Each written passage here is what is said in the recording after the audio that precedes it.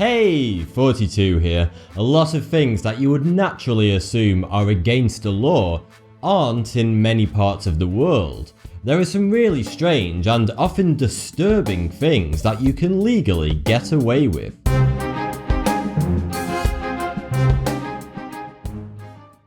First up is cannibalism.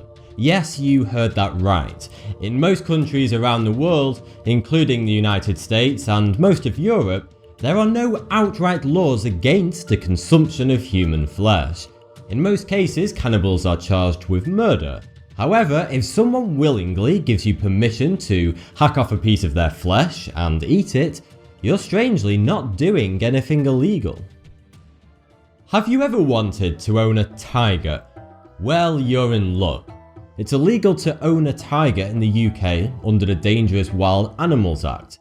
But in Canada and several US states, it's completely fine in the eyes of the law to go online and buy a tiger, then bring it home, which is easier than you may think.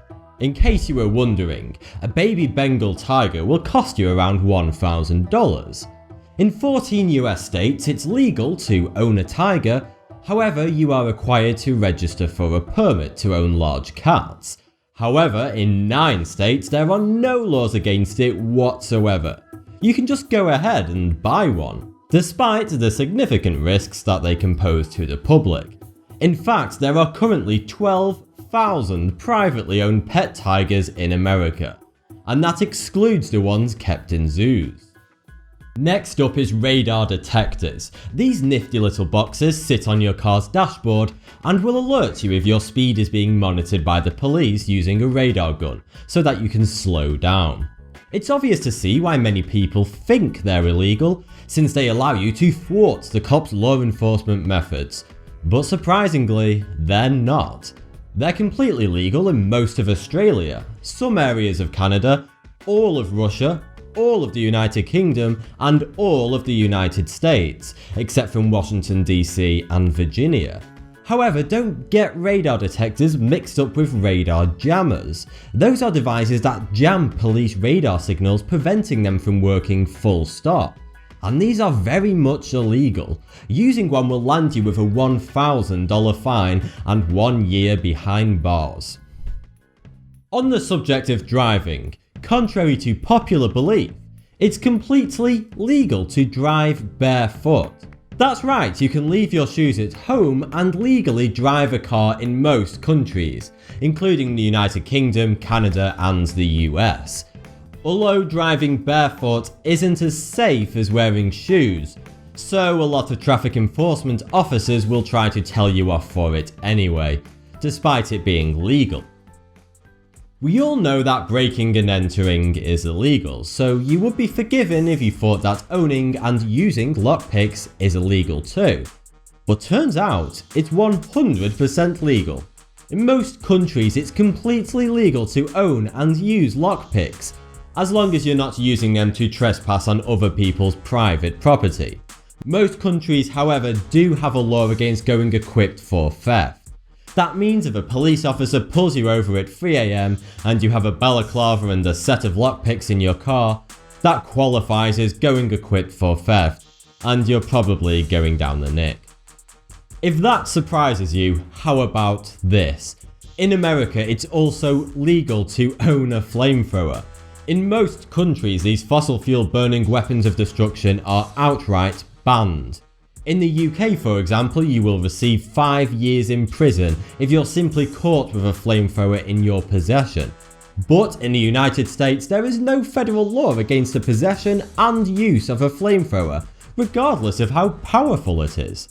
It's not just a deadly weapon though. In certain states in the south of the United States and in some South American countries, flamethrowers are used to fend off deadly attacks on humans against Africanized honeybees, also known as killer bees. Yes, you can legally own a flamethrower, but that's not the only deadly weapon you can legally own. How about a tank? Yes, in most countries you can legally own a tank.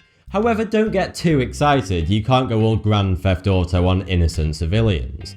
The law requires the tank's cannon to be deactivated.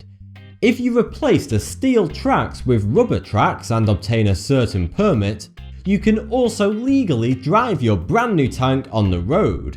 Tanks are also surprisingly affordable. You can pick up an ex-Soviet tank for around $40,000.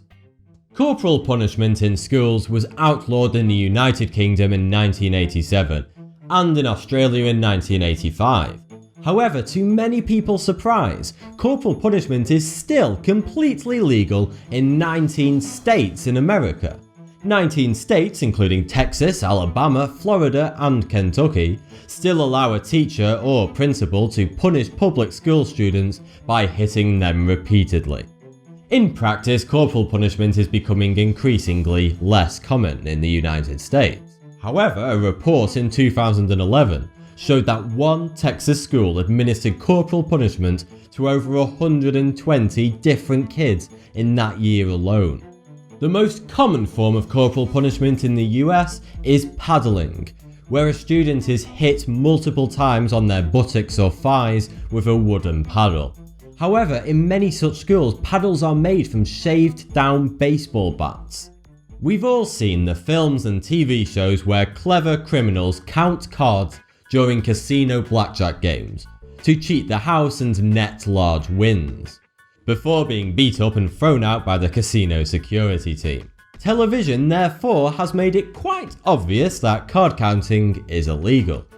Or is it? Well, turns out it isn't.